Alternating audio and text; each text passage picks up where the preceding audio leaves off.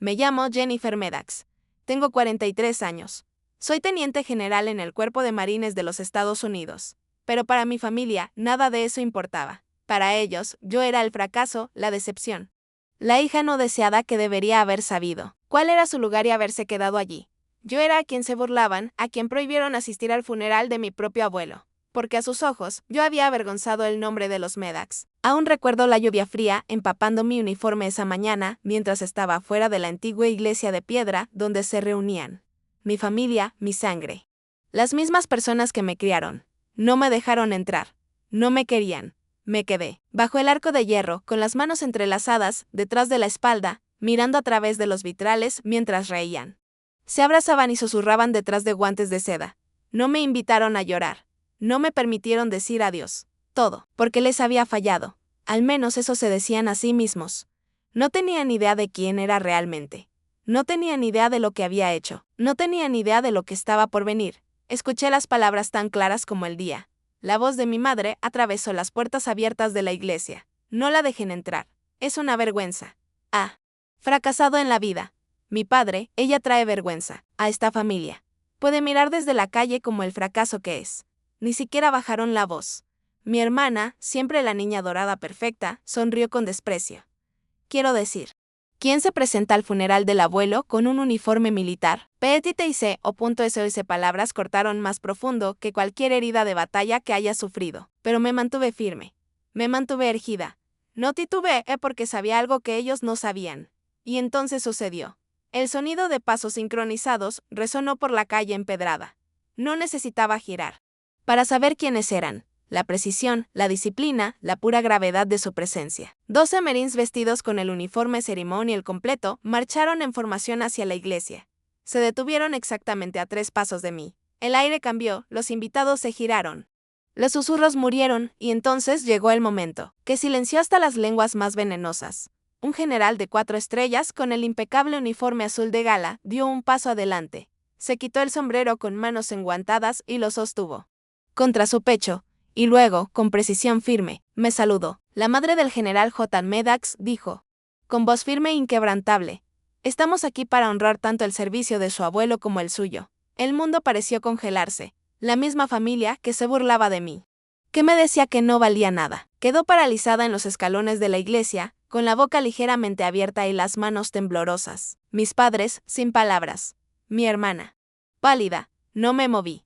No sonreí, no lo necesitaba. 12 Marines y el oficial de mayor rango, bajo el que había servido, jamás estaban en formación por mí. No por ellos, por mí, en ese momento. Cada insulto que me habían lanzado, cada puerta que me habían cerrado, cada carta a la que nunca respondieron, todo se disolvió en el aire frío de la mañana. Porque no era el fracaso que ellos pintaban. Yo era quien se levantaba, mientras ellos se hundían. Yo era quien llevaba el nombre de los Medax a batallas que no podían imaginar. A decisiones que salvaron vidas, a sacrificios que nunca entenderían, y ellos eran quienes tendrían que vivir con el peso de lo que habían hecho. Verán, mi familia se burlaba de mí por fracasar. Me prohibieron ir al funeral de mi propio abuelo. Pero minutos después, 12 Marines aparecieron con uniforme completo, liderados por un general de 4 estrellas, y me saludaron, General J. Medax, señora. Mis padres se quedaron paralizados. No dijeron nada, y eso fue solo el comienzo porque la verdadera historia, la que nunca vieron venir, estaba a punto de desarrollarse y yo no iba a ir a ninguna parte. Me llamo Jennifer Medax. Pero para mi familia, ese nombre nunca significó mucho. Yo era la hija invisible, la hija equivocada, la que nunca encajó del todo en el mundo que ellos construyeron para sí mismos. Pulida, perfecta, todo superficie. Sin profundidad. Desde los primeros días que recuerdo, fui la que estaba afuera, mirando hacia adentro. Aún puedo ver cómo mis padres me miraban a través de la mesa de la cena. Las leves cejas fruncidas que creían que no notaba. La forma en que alababan a mi hermana menor por cada pequeña cosa. Su cabello, su sonrisa, su risita de piano, mientras yo me sentaba en silencio picando puré de papas frío, esperando que me miraran, que realmente me miraran. Pero nunca lo hicieron. Ella era su pequeña reina, la niña dorada, a quien llamaban princesa en público y querida en casa. Cada fotografía en la repisa mostraba sus vestidos de Pascua, sus tiaras, sus poses de ballet. Mis fotos eran pocas y distantes. Un retrato escolar borroso, un cumpleaños olvidado. Incluso cuando intentaba, cuando traía notas perfectas, cuando sobresalía en deportes. Nada parecía ser suficiente. Aún recuerdo la vez que gané el primer lugar en la competencia Erigen de atletismo. Llegué a casa agarrando la medalla, el corazón latiendo con emoción. Y mi padre apenas levantó la vista de su periódico. Mi madre murmuró algo sobre que no era propio de una dama ser demasiado competitiva. No eran crueles en el sentido que la gente piensa en crueldad. No había voces alzadas, ni portazos, solo la lenta y deliberada asfixia de ser invisible, la silenciosa eliminación del calor, del orgullo, del amor. Y cuando mi hermana decidió que quería ser diseñadora de moda, no dudaron en invertir en su sueño, clases, viajes a París, un estudio completo construido en el sótano. Cuando anuncié que quería unirme al ejército, no se rieron, eso habría sido demasiado obvio.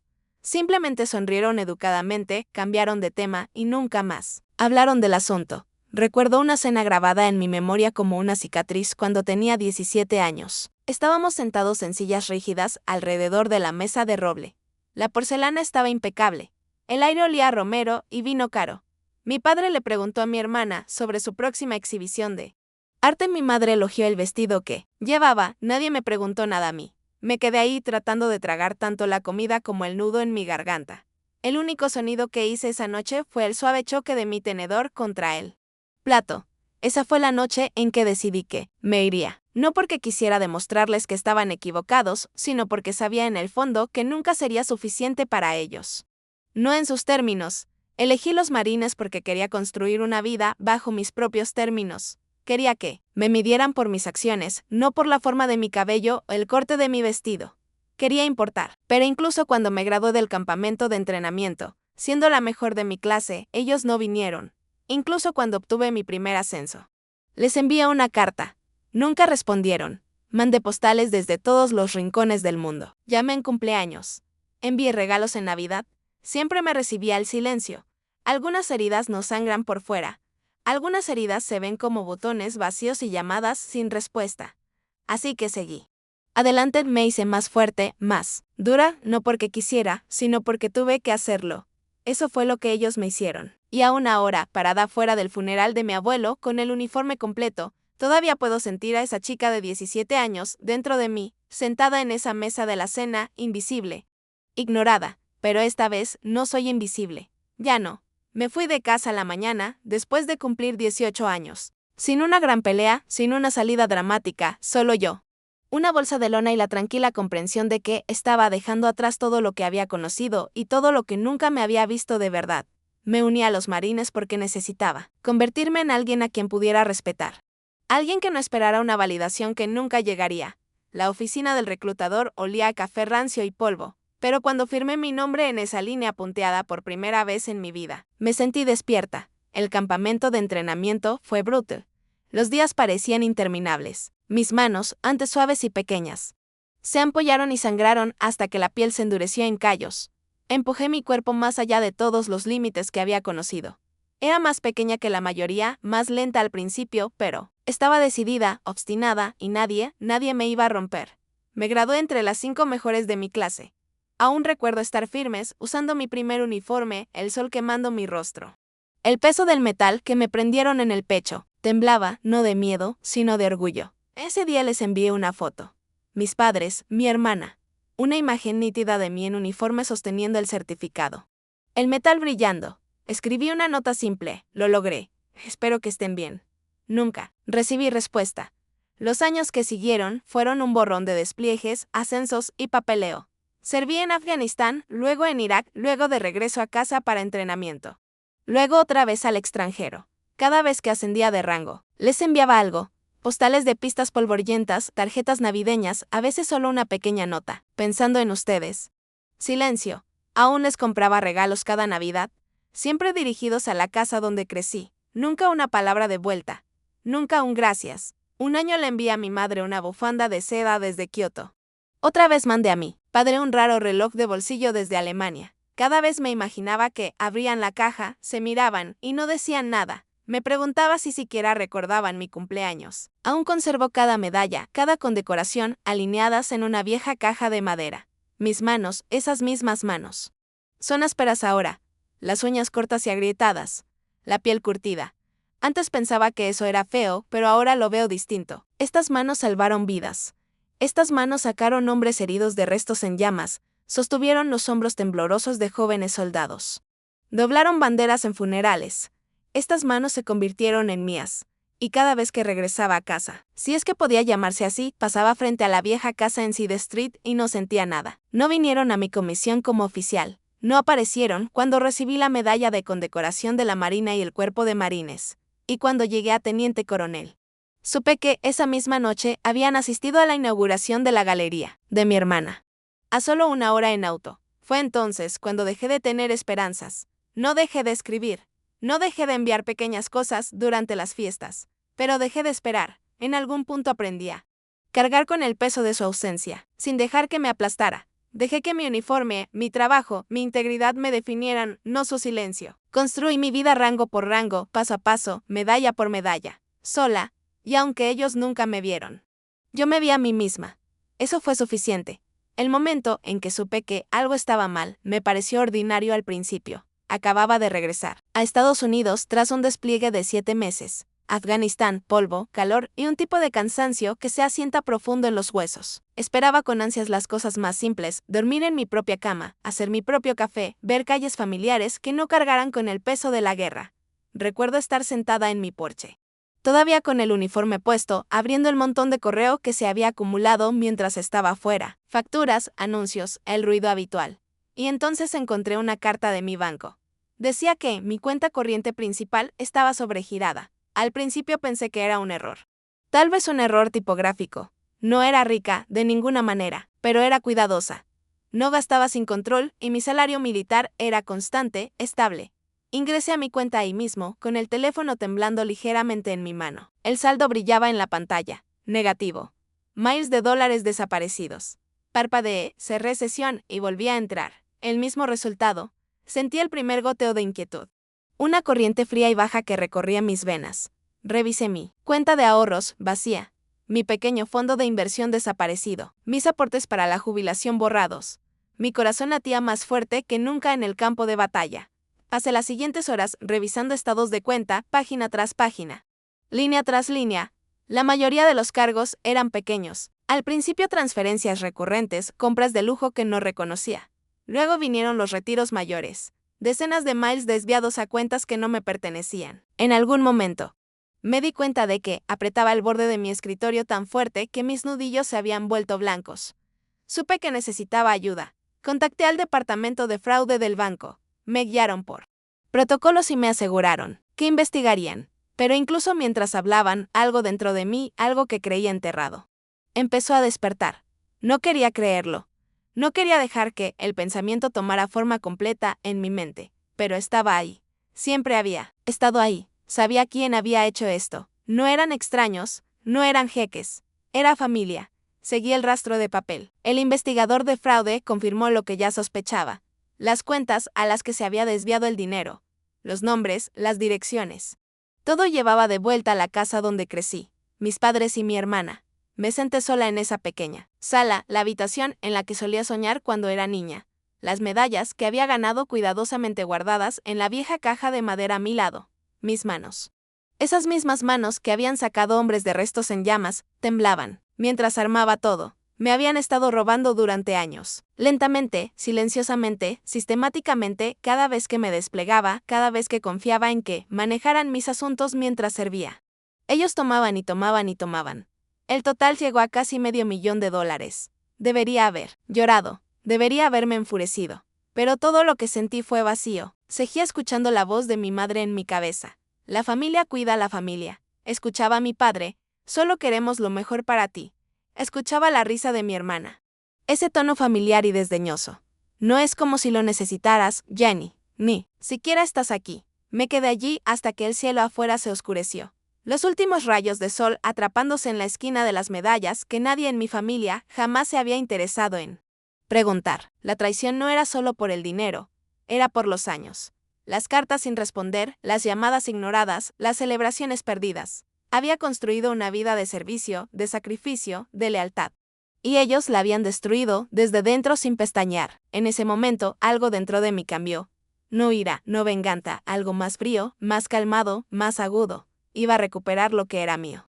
Pero no de la manera que esperaban. Los confronté 3 días después. Conduje hasta la casa donde crecí. La misma casa de ladrillo blanco con las contraventanas azules, el césped cuidado, los parterres de flores con los que mi madre solía preocuparse. Nada había cambiado por fuera, pero yo no era la misma persona que cruzaba esa puerta. Ellos estaban sentados en la sala cuando llegué. Mi padre leyendo el periódico.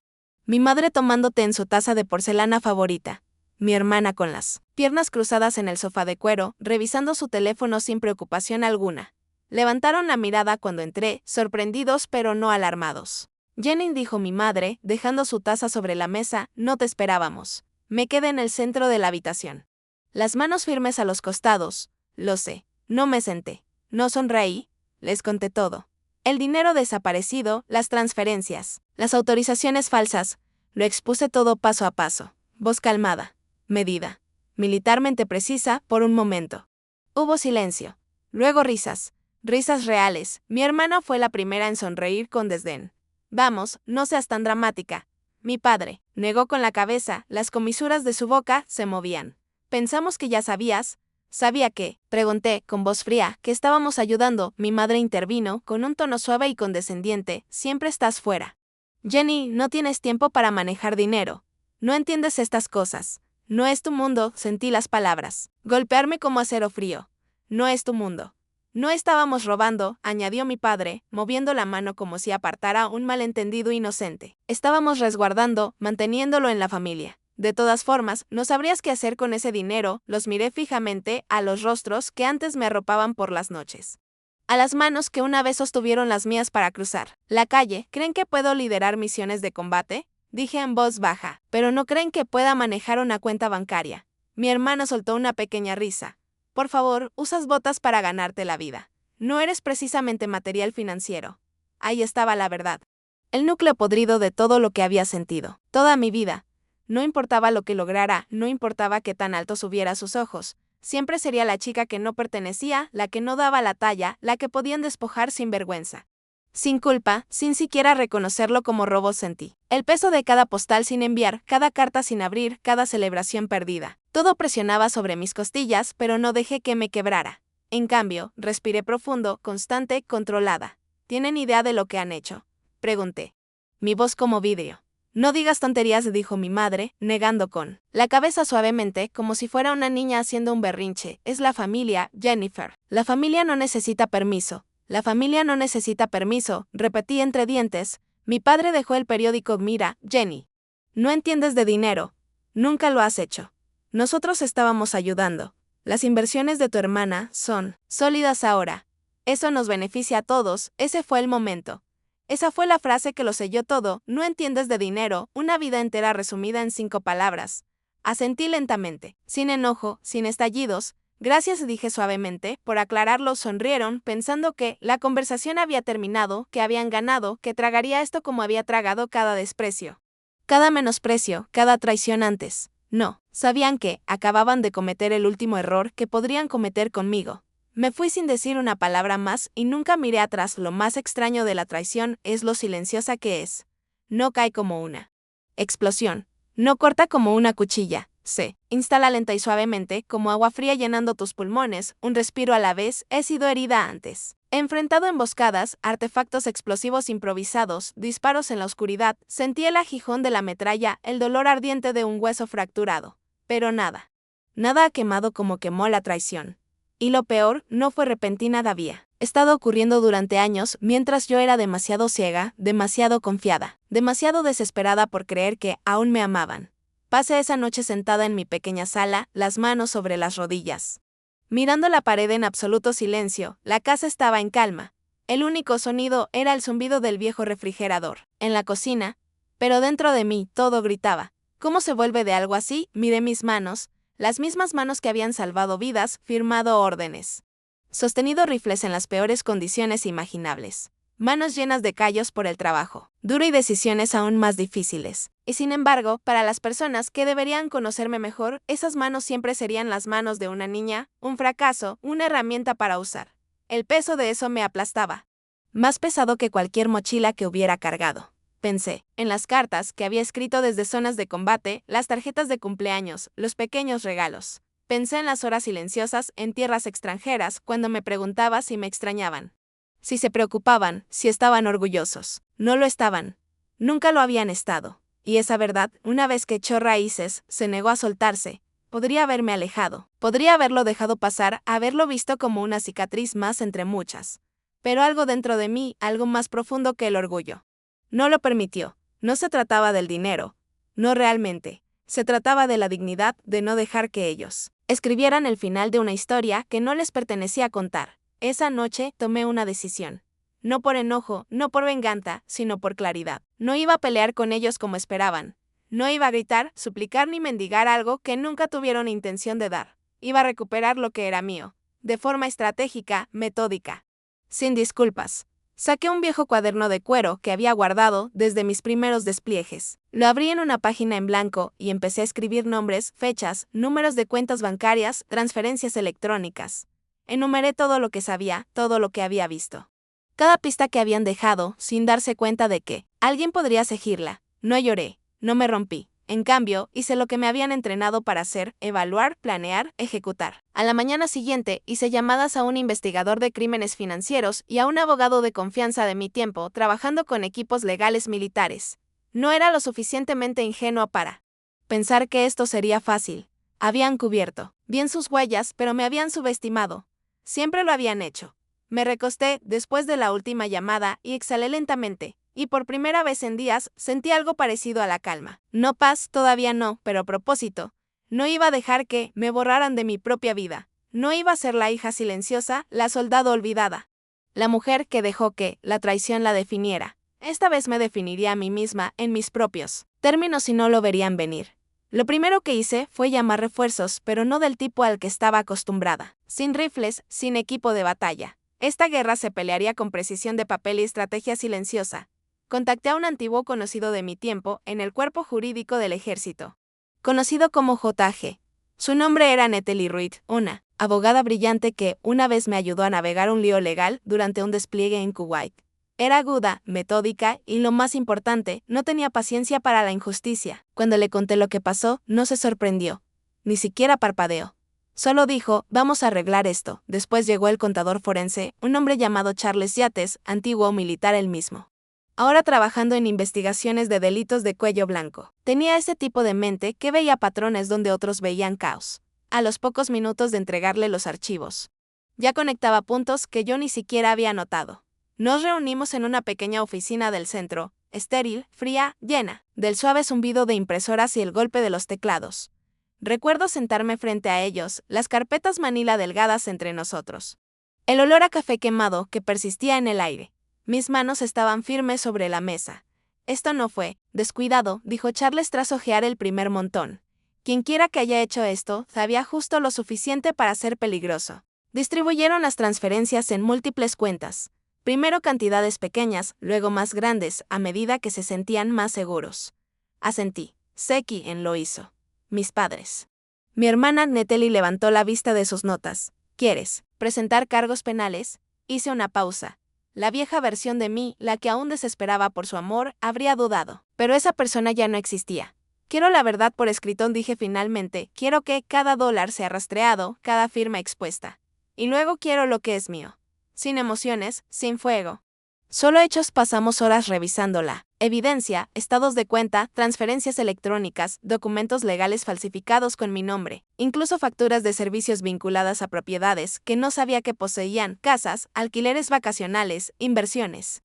Todo financiado con el dinero que me desviaron mientras yo estaba al otro lado del mundo, luchando por libertades que nunca respetaron. El proceso tuvo una sensación de entumecimiento, un desapego clínico que había aprendido en el campo. Cuando despejas una sala, cuando tomas decisiones de vida o muerte en segundos, no dejas que tus emociones te guíen, dejas que hablen los hechos. Esto no fue diferente. Al final del segundo día, teníamos más de 200 páginas de fraude documentado.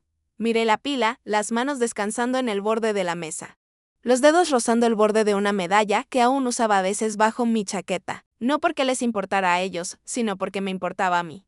Lo negarán, advirtió Natalie. Le darán vueltas. Dirán que estás inestable o vengativa. Lo sé, ¿estás preparada para eso? La miré a los ojos sin titubear. Me he estado preparando para esto toda mi vida.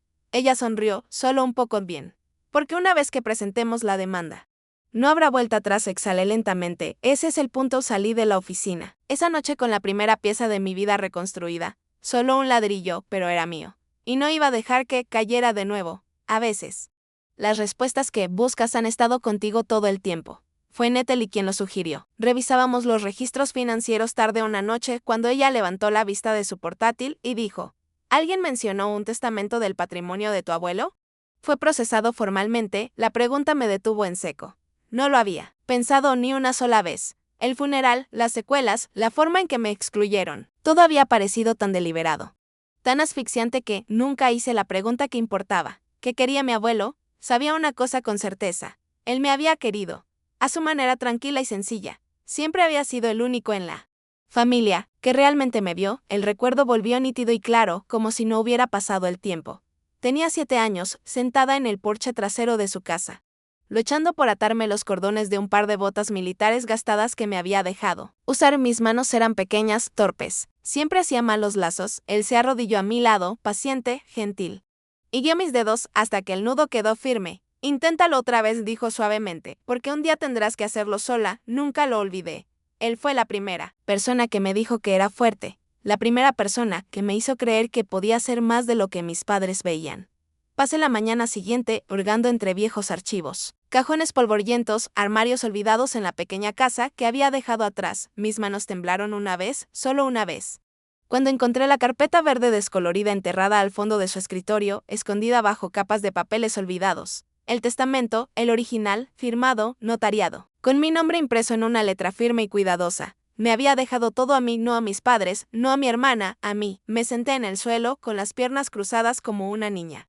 El papel temblando entre mis dedos. Aún podía oír su voz. En mi mente, la forma tranquila en que hablaba. La forma en que siempre me llamaba pequeña cuando nadie más lo hacía. La vez que me dijo, medio susurrando, a la tenue luz del porche: el apellido familiar no siempre vale la pena llevarlo.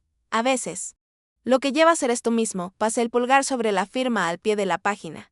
De alguna manera, él ya lo sabía, incluso antes de la ruptura, incluso antes del robo. Sabía quiénes eran, y había intentado en silencio, sin confrontación, protegerme. Exhalé lentamente, doblé el testamento con cuidado y lo guardé en una funda protectora. No lloré.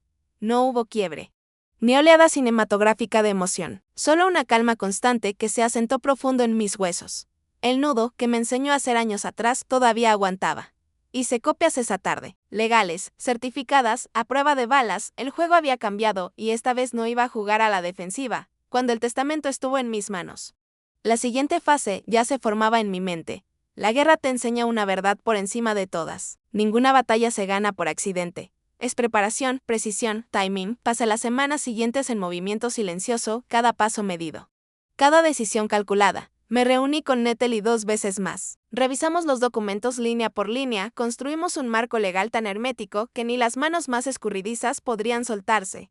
El fraude, las autorizaciones falsas, el incumplimiento fiduciario, el manejo indebido de bienes del patrimonio. Cada ángulo quedó cubierto. Pero sabía que, solo el papeleo no sería suficiente. Contacté a personas con las que no hablaba desde hace años, Marines con quienes serví. Hombres y mujeres que me conocían no por mi apellido, sino por el peso que llevaba en el campo, hermanos y hermanas forjados por tierra. Fuego y silencio compartido. No pedía favores. No necesitaba que lucharan por mí, solo necesitaba testigos, gente, que pudiera hablar no de lo que había perdido, sino de quién era. Algunos respondieron de inmediato, otros tardaron algunos días. Pero uno a uno llegaron correos electrónicos, llamadas telefónicas, cartas escritas con letra de molde cuidadosa, historias de batallas sobrevividas, vidas salvadas. Bondades ofrecidas cuando nadie más se atrevió. No eran gestos grandilocuentes. Eran verdades. Verdades calladas y sólidas. No era para la corte, no era para mi familia, era para recordarme a mí misma que quién era yo, la vida que había construido. No era de ellos para definirla o destruirla. Recuerdo estar afuera del tribunal una de esas primeras mañanas, documentos en mano, cuando crucé la mirada con un hombre mayor que paseaba a su perro. Me miró el uniforme, las cintas en mi pecho y me dio un pequeño sentimiento de reconocimiento. Respeto fue algo simple, pero me tomó por sorpresa porque durante la mayor parte de mi vida, esa mirada de respeto silencioso venía de las personas que se suponía debían darlo libremente. Esa mañana entré a la oficina del secretario del condado y presenté el primer conjunto de mociones, La secretaria apenas me miró, sus ojos vidriosos por la rutina, otra pila de papeles, otro nombre en el expediente, para ella no significaba nada. Pero para mí era todo. Me vi reflejada en las ventanas mientras pasaba líneas limpias del uniforme, zapatos pulidos, el peso de mi propia firmeza, y me pregunté si la gente en la calle, la que bebía café y miraba sus teléfonos, podía sentir la guerra que ocurría bajo la superficie. No podían. Por supuesto, para ellos, yo era solo otra cara. Pero, Dios sabía mejor, hay un tipo de poder que viene de quedarse quieto mientras el mundo gira a tu alrededor, de saber que esta vez no eres tú la que se mueve. Eres tú quien mueve las piezas. Ajusté el nudo de mi abrigo, enderecé los hombros y di el siguiente paso adelante. El juego estaba en marcha y no me detendría hasta llegar al final. La noche antes del funeral no pude dormir. Me acosté en la cama. Las luces de la ciudad proyectando largas sombras en el techo, las manos descansando sobre mi pecho como si sostuviera algo frágil. Mis ojos estaban abiertos, pero mi mente estaba en otro lugar, regresando a la última vez que vi a mi abuelo con vida. No fue un momento grandioso ni una despedida dramática, solo una tarde común. Sentados juntos en su porche trasero, viendo las hojas dispersarse con el viento. Él estaba más viejo, más lento. Sus manos, antes tan firmes, temblaban ligeramente al levantar su taza de té. Pero sus ojos seguían tan agudos como siempre. ¿Sigue luchando la buena batalla?, pequeña preguntó con la comisura de la boca levantada. Siempre sonreí. No hablamos mucho ese día. Nunca lo necesitábamos. Algunas personas llenan el silencio con palabras. Él me enseñó que hay fuerza en dejar que el silencio se asiente. Cuando me levanté para irme, me agarró suavemente la muñeca. Sus dedos delgados pero firmes. No, dejes que te digan quién eres, murmuró. Nunca. No me di cuenta entonces, pero eso fue un adiós. Ese recuerdo se repetía una y otra vez en mi mente mientras yacía en la oscuridad. Pero no era lo único que me atormentaba.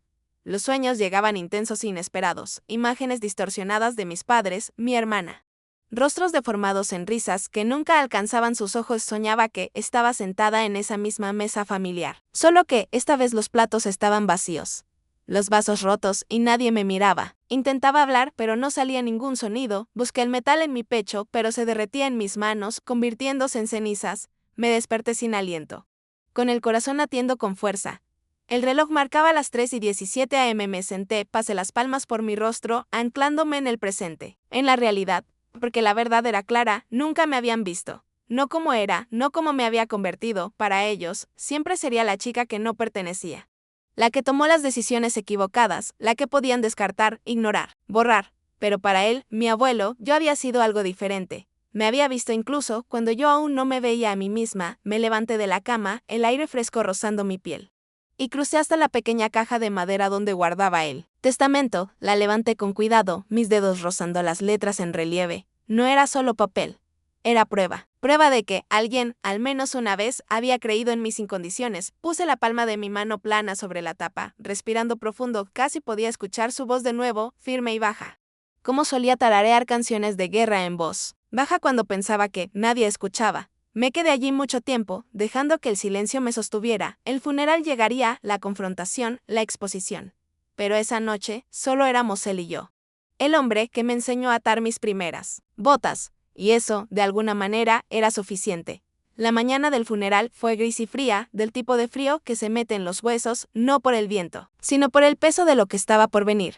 Estuve al otro lado de la calle de la iglesia, vestida con el uniforme completo, mis medallas, mis cintas, cada cicatriz que llevaba, visibles e invisibles. Portadas sin disculpas. Me vieron antes de que pusiera un pie en el terreno de la iglesia. El rostro de mi madre palideció primero, mi padre se tensó. Las manos enterradas en los bolsillos de su abrigo. Mi hermana inclinó la cabeza. La misma sonrisa burlona que llevaba desde la infancia, dibujada en sus labios. Ya susurraban, podía leer sus labios sin escuchar las palabras. ¿Qué hace ella aquí? Respiré hondo, luego otra vez. Y entonces llegó el sonido. BOTS. Y pares de zapatos negros pulidos, golpeando el pavimento en perfecta sincronía. El aire cambió, las conversaciones se detuvieron a mitad de frase, las cabezas se giraron. Marines vestidos con el uniforme ceremonial azul se acercaron en formación cerrada, al frente. El general Marshall, 4 estrellas brillando en sus hombros, cabello plateado contrastando con la lana oscura de su uniforme, marcharon frente a los invitados que murmuraban, pasando por los rostros confundidos hasta llegar a mí. Y entonces, con precisión nítida y deliberada, se detuvieron. El general Marshall se quitó la gorra, la sostuvo contra su pecho y saludó. General J. Meddax, señor, dijo, con voz firme como el cristal. Estamos aquí para honrar tanto la vida de su abuelo como el servicio que usted continúa brindando a esta nación. El silencio fue absoluto.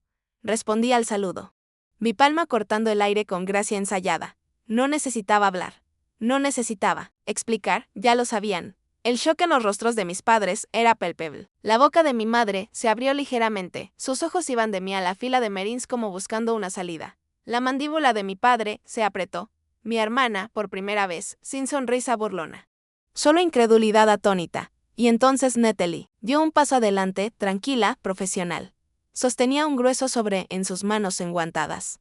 Sus tacones resonando contra los escalones de piedra, mientras se dirigía al pequeño grupo, damas y caballeros, comenzó, con voz firme y sin esfuerzo. Me han pedido leer una declaración en nombre del difunto señor Harold Meddax. Abrió el sobre y la verdad, silenciosa e innegable, se desplegó, el testamento original, firmado. Atestiguado y legalmente vinculante. Cada detalle fue leído en voz alta. Mi nombre, la única beneficiaria. Las palabras de mi abuelo preservadas en un documento legal, gratitud por una vida de servicio.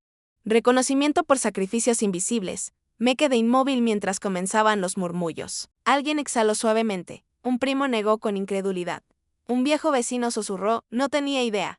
No me moví. Mis padres estaban congelados. Los ojos de mi madre se llenaron de algo entre pánico y humillación. Los puños de mi padre se apretaron a sus costados. El rostro de mi hermana había perdido todo color y yo seguía sin mostrar nada. Ni triunfo, ni burla, solo silencio. Los 12 Marines permanecieron en formación. Su disciplina intacta. El general Marshall me dio un pequeño asentimiento, un gesto silencioso de respeto, y luego volvió a su posición de la carga, la última palabra de mi abuelo. Quedó bajo mi cuidado en el lapso de 10 minutos todo lo que habían construido. Las mentiras, el robo, la fachada, se derrumbó a sus pies, exhalé suavemente. La guerra no había terminado aún. Pero la marea había cambiado y esta vez no me iría. Por un largo momento nadie se movió. El aire se sentía congelado, pesado con el peso de la verdad expuesta. Mis padres estaban en los escalones de la iglesia, perfectamente inmóviles. Sus rostros descoloridos. Mi madre apretaba su bolso con tal fuerza que los nudillos se le pusieron. Blancos los labios de mi padre se comprimieron en una línea delgada. Sus ojos se movían, buscando una ruta de escape que no existía. Mi hermana, siempre con la sonrisa perfecta, estaba completamente en silencio, me miraba. Con la boca ligeramente abierta y los ojos muy abiertos con algo que no pude nombrar. No era solo shock, era miedo. Reconocimiento de que la narrativa que habían pasado toda una vida construyendo se había desmoronado en cuestión de minutos. No hablé. No lo necesitaba. El testamento leído en voz alta para que todos escucharan habló más fuerte que cualquier acusación que pudiera haber hecho. Los Marines en perfecta formación detrás de mí hicieron imposible que lo descartaran o reescribieran. Me mantuve firme, las manos a los costados, el uniforme planchado, los zapatos brillantes. Mantuve la respiración constante. El rostro sereno. Años de entrenamiento me enseñaron a controlar mi cuerpo bajo presión. Esto no era un campo de batalla, pero la disciplina era la misma, y ellos estaban derrotados. Observé a la gente a nuestro alrededor. Vecinos, parientes lejanos, viejos amigos, incómodos, algunos miraban hacia otro lado. Otros me miraban con algo parecido al respeto, y otros, con vergüenza silenciosa. No por mí, sino por ellos, por la familia que había sido atrapada con la máscara arrancada. Hay un tipo de silencio que no nace de la paz, sino de la exposición. Del colapso completo y total de una mentira que se sostuvo por demasiado tiempo. Ese era ese silencio. Mi madre abrió la boca una vez, luego la cerró. La mirada de mi padre nunca llegó a encontrar la mía. Mi hermana dio un pequeño paso atrás, sin darse cuenta de que se movía. Nadie vino en su defensa, nadie les ofreció consuelo. Podría haber dicho algo en ese momento, podría haberles devuelto cada insulto que me lanzaron alguna vez, podría haber exigido una disculpa, dejar que la amargura se derramara como veneno. Pero no lo hice porque no lo necesitaba. La verdad ya había hecho lo que las palabras nunca pudieron. Sentí el peso del momento asentarse profundo en mis huesos. No era la euforia de la victoria, ni el ardor de la venganza, sino algo más firme, más fuerte, una reclamación silenciosa del espacio que intentaron robarme durante décadas. Y por primera vez, me di cuenta de algo que no me había permitido sentir hasta ese exacto segundo. Era libre de la necesidad de probar, libre de la necesidad de ser vista por personas que nunca me miraron de verdad, libre del vacío dolor que viene de perseguir algo que nunca fue mío para empezar. Enderecé los hombros. Exhalé suavemente y asentí apenas, más para mí misma que para cualquiera. Los Marines mantenían la formación detrás de mí. La multitud se movió, susurró. Y luego uno a uno comenzaron a avanzar. El funeral continuaría, la ceremonia seguiría. Pero, la historia, la verdadera historia, ya había sido escrita. Me di la vuelta sin alaraca y di un paso atrás. La guerra había terminado. Y la había ganado, sin levantar un solo arma. La noticia se difundió más rápido de lo que jamás anticipé. No, se lo conté a nadie más que a los canales legales necesarios. No publiqué nada al respecto, no hice una sola declaración pública, pero de alguna manera. Porque historias como esta siempre encuentran su camino. Las repercusiones explotaron en línea en cuestión de días. Empezó con susurros en páginas comunitarias locales, pequeños hilos, preguntas. Especulaciones. Luego alguien, quizás un pariente lejano, compartió una foto del funeral, yo en uniforme, los Marines, el saludo, y así. El mundo recogió los pedazos y comenzó a armar su propia versión de la verdad. La observé desarrollarse en silencio, desde las sombras. Los comentarios llegaron en oleadas. Algunos defendían a mis padres, son su familia. Debería haber manejado esto en privado. Es militar, probablemente controladora, probablemente fría. Quizás merecía ser excluida de otros, más de los que esperaba. Hablaron en mi favor, ella sirvió a su país. Le robaron. ¿Qué clase de padres hacen eso? Imaginen criar a una hija que se convierte en general y aún así no estar orgullosos. Las narrativas se retorcían. Se enredaban de extraños, proyectaban sus propias heridas familiares en mi historia. Algunos me vieron como la villana, otros como la víctima. Unos pocos me pintaron como una táctica de corazón helado, demasiado rígida, demasiado fuerte, demasiado inflexible. Y fue entonces cuando entendí la verdad sobre la percepción. La gente no te ve como eres. Te ve a través del lente de su propio dolor, sus propios arrepentimientos, sus propias lealtades. No importaba que no supieran de esas cenas silenciosas donde era invisible, de los cumpleaños perdidos, de las cartas sin responder. No importaba que no hubieran visto los moretones que no dejaban marcas. De todos modos, iban a escribir sus propias versiones. Al principio pensé en responder, en aclarar las cosas, pero luego me detuve porque las personas que importaban ya sabían. Los amigos que estuvieron conmigo, los Marines que me saludaron sin dudar, el recuerdo de la fe silenciosa de mi abuelo en mí. Y yo sabía quién era. Dejé que el ruido siguiera su curso sin tocarlo. Comentario tras comentario. Opinión tras opinión. Un mensaje en particular se quedó conmigo. Una mujer que nunca había conocido escribió, a veces, la familia no es quien te da la vida, sino quien está contigo cuando llega la tormenta. Lo leí 2 veces, y por primera vez desde el funeral, me permití exhalar. El mundo seguiría hablando. Que lo hagan. No estaba aquí para ser entendida por todos, estaba aquí para ser fiel a mí misma. Y eso finalmente fue suficiente. Los días después del funeral fueron los más silenciosos que puedo recordar. No hubo celebración ni sensación de triunfo. Solo quietud, esa quietud que se instala en los huesos cuando el ruido se apaga y te quedas sola con el peso de lo que ha ocurrido. Seguí cumpliendo con las rutinas, carreras matutinas, sesiones de entrenamiento, los pequeños rituales que formaban la estructura de mi vida. Pero por dentro algo se sentía diferente. Vacío en lugares que no esperaba. La verdad es que pensé que ganar se sentiría diferente. Pensé que reclamar lo que era mío, exponerlos, recuperar mi nombre, de alguna manera sanaría la herida que me hicieron años atrás. Pensé que el reconocimiento, la justicia, la pura irrefutabilidad de todo eso llenaría el vacío que dejaron. No, fue así. Porque lo que nadie te dice sobre la traición es esto, aunque ganes, siempre pierdes algo. Me encontré pensando hasta tarde en la noche, sentada sola en la pequeña cocina, la vieja caja de madera con mis medallas sobre la mesa. El testamento a su lado pasaba los dedos por los bordes en relieve de las cintas, siguiendo sus líneas como si guardaran una respuesta que aún no había visto. Pero no importaba cuántas veces me hiciera la misma pregunta, reclamar tu vida, ¿borra el dolor de haber sido relegada? La respuesta seguía siendo la misma, no. No lo borra. Algunas heridas no sanan con la victoria, sanan con la aceptación. Con dejar ir la necesidad de que el pasado sea distinto a como fue. Podría haberme vengado públicamente. Legalmente, podría haber arrastrado sus nombres por el barro. Destruir el poco prestigio que les quedaba en ese círculo social cuidadosamente construido al que se aferraban. Pero elegí no hacerlo, no porque los perdonara, no porque sintiera alguna obligación moral superior, sino porque no era quien quería ser. No necesitaba convertirme en el monstruo que ellos dijeron que era. No necesitaba dejar que la amargura echara raíces. Elegí el silencio, no como rendición, sino como poder. Viviría bien, serviría, construiría, crearía algo que ellos no podrían tocar. ¿Y si eso significaba estar sola? Así sería, ya no era la chica en la mesa esperando ser vista, era la mujer que se había visto. A sí misma, que había luchado, resistido y sobrevivido. Y eso fue suficiente, la soledad era real. El dolor era real. Pero también la fuerza, también la libertad. Miré por la ventana esa noche, las luces de la ciudad brillando suavemente a lo lejos, y susurré a nadie en particular, no me definirán. No ahora, no jamás. En los meses que siguieron. Construí algo que no esperaba. No fue algo grandioso, no fue público, no hubo cámaras, ni discursos, ni titulares. Empezó pequeño, solo una mesa plegable, bajo un toldo maltrecho, en un rincón tranquilo de la ciudad. Una cafetera, un montón de paints frescos.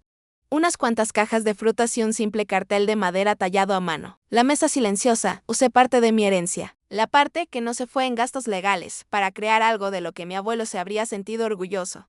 Un servicio de desayuno para veteranos sin hogar, sin preguntas, sin juicios. Solo una comida caliente y un lugar seguro para sentarse. Un rato. La primera mañana no estaba segura de que alguien vendría, pero al amanecer, 2 hombres y una mujer ya se habían reunido cerca de la mesa. No preguntaron quién era. No les importaba el uniforme, las medallas ni el nombre. Simplemente asintieron en silencio cuando les serví el café. Me agradecieron suavemente cuando les entregué los platos. Eso fue todo lo que necesitaba. Seguí apareciendo cada mañana. A veces 5 personas, otras 15, lluvia sol mis manos, esas mismas manos que una vez empuñaron rifles, ahora repartían pan caliente, pelaban naranjas. Servían tazas de té y en esos momentos algo en mí comenzó a sanar. Porque la verdad es que las pequeñas cosas importan. Las cosas silenciosas, las bondades invisibles que nos salen en las noticias y que nadie aplaude. Había pasado tantos años persiguiendo la idea de que el valor venía del reconocimiento, de ser vista. De probar algo a personas que nunca miraron. En primer lugar, aquí nada de eso importaba. Aquí bastaba con simplemente servir, algunos días regresaban los mismos rostros. Rostros marcados por la vida, por la guerra. Por la pérdida, hombres y mujeres que entendían el silencio que yo llevaba porque ellos también lo cargaban. No hablábamos mucho. No era necesario. Hay un lenguaje en los gestos silenciosos. Pasar un plato. Rellenar una taza que habla más fuerte que las palabras. Dedico tiempo cada semana para sentarme con ellos. No como la general Medax, sino como Jennifer, solo Jennifer. La mujer que sabía lo que era sentirse invisible. La soldado que sabía lo que era volver a casa y encontrar el vacío. La mesa silenciosa creció lentamente. Se unieron voluntarios. Llegaron donaciones. Agregamos más sillas, más sombra, más manos para servir. Pero nunca falté a una mañana. Porque esto no se trataba de números. Se trataba de dignidad. Una mañana. Cuando el sol rompió sobre los techos, un hombre mayor, veterano de Vietnam, por el aspecto de su chaqueta gastada, me asintió y dijo, tú llegas. Eso es lo que importa. Sonreír entonces. Una sonrisa real. De esas que vienen de un lugar más profundo que el orgullo. De esas que dicen, sigo aquí. Sigo importando. Y elijo levantarme. Por primera vez en años, me sentí completa. No porque me vieran, sino porque finalmente me vi a mí misma. La carta llegó un martes común, sin aviso. Sin entrega especial, solo un sobre blanco sencillo entre facturas y folletos de supermercado. Ese tipo de correo que casi tira sin mirar 2 veces. Pero la letra me detuvo, era la suya. Me senté en la mesa de la cocina, la luz de la mañana extendiéndose débil sobre el piso, y volteé el sobre en mis manos. Por un momento, no supe si quería abrirlo, una parte de mí, la parte antigua. La niña, que aún esperaba una aprobación que nunca llegaría, medio esperaba otra herida. Pero rompí el sello de todos modos, el papel era simple. La letra temblorosa pero familiar, solo unas pocas líneas cortas en tinta que se corría ligeramente en los bordes. Jennifer. No pediré perdón. No lo merezco. Me equivoqué en todo contigo. Lo veo ahora. Espero que, donde quiera que la vida te lleve, encuentres paz. Tu padre, eso fue todo, sin grandes explicaciones, sin excusas largas. Solo esas pocas palabras, escasas y frágiles como el hombre mismo, la leí 2 veces, luego una tercera. Y sucedió algo inesperado. No sentí ira, no sentí satisfacción, sentí liberación. No fue perdón. No estaba segura de ser capaz de eso. No del todo. Algunas heridas son demasiado profundas. Algunas fracturas nunca sanan bien, pero fue suficiente. Suficiente para cerrar la puerta, sin dar un portazo. Suficiente para finalmente dejar que el peso de su voz, la crítica, el desprecio, la interminable desaprobación silenciosa, se deslizara de mis hombros. Puse la carta sobre la mesa. Los dedos descansando suavemente sobre el papel. Durante tanto tiempo creí que el cierre venía de la confrontación, de obligar a la gente a admitir sus errores, a disculparse. a verme, pero a veces el cierre es algo que uno mismo se da. No necesitaba que reescribiera el pasado. No necesitaba que arreglara lo que ya estaba roto. Solo necesitaba saber que, por un breve momento, había visto la verdad, aunque fuera demasiado tarde. Eso fue suficiente. Doblé la carta con cuidado, la guardé en el cajón inferior de mi escritorio. No para revisitarla, ni para aferrarme a ella, sino para marcar el lugar donde terminó la historia. Esa noche, caminé sola hacia la mesa silenciosa. El aire estaba fresco, las estrellas nítidas sobre el horizonte de la ciudad. Me senté un rato, después de que los voluntarios recogieran, escuchando el suave susurro de las hojas con el viento, y pensé en lo extraña que es la vida, en cómo a veces las personas que deberían haberte amado más son las que más te lastiman, en cómo a veces la disculpa no cambia nada, pero aún así importa. Presioné las palmas contra la mesa de madera, sentí la veta gastada bajo mis dedos. No era la persona que ellos intentaron moldear. No era el fracaso que nombraron. Era otra cosa, alguien que construí pieza por pieza, cicatriz por cicatriz, respiración por respiración, y aún estaba en pie. El primer aniversario de la mesa silenciosa llegó con calma, justo como esperaba. Sin cámaras, sin ceremonia, solo yo. Los rostros familiares que llegaban cada mañana y la ciudad despertando a nuestro alrededor. Los 12 Marines también estaban ahí, no en uniforme, no como soldados, sino como personas. Amigos llegaron con pan fresco, café y esa misma presencia firme que siempre habían llevado al campo de batalla. Nos sentamos juntos en los bancos de madera gastados, compartiendo historias como viejas monedas. Algunas eran divertidas, otras duras. Ninguno habló de rangos, ni medallas, ni del fantasma que cargábamos. No se trataba de eso aquí, se trataba de ser vistos tal como éramos. En un momento, alguien preguntó si extrañaba la lucha, el uniforme. El ruido de todo eso, negué con la cabeza, no dije suavemente, algunas batallas están hechas para terminar. Algunas guerras no valen la pena pelear para siempre. Asintieron. Entendieron. Nos quedamos hasta que el sol estuvo alto, risas y silencios se mezclaban en algo que se sentía completo. Y en ese instante, comprendí algo simple pero profundo. La familia no siempre es la gente de la que vienes. A veces, la familia es la gente que te elige, los que se quedan, los que te ven por quien realmente eres. No por quien esperan que seas. Miré alrededor de la mesa las manos que pasaban el café, los ojos que habían visto demasiado, pero aún se suavizaban con bondad, y sentí que eso se asentaba profundo dentro de mí. Había perdido algo alguna vez, pero había encontrado algo mejor. Antes de despedirnos, quiero preguntarte algo. ¿Desde dónde me estás viendo? Es una mañana tranquila. De esas, donde el mundo parece detenido y estás envuelto en el confort de una taza de café caliente. O tal vez es una noche tarde y historias como esta te hacen compañía cuando el resto del mundo duerme. Donde sea que estés, déjame saber en los comentarios. Leo cada uno y estoy agradecida con cada uno de ustedes que pasa estos momentos aquí conmigo. Y si esta historia tocó tu corazón, espero que consideres suscribirte a este canal, no solo para escuchar más historias como esta, sino para unirte a una comunidad que aún cree en la bondad, en la sanación. En las segundas oportunidades, gracias por darme un poco de tu tiempo hoy.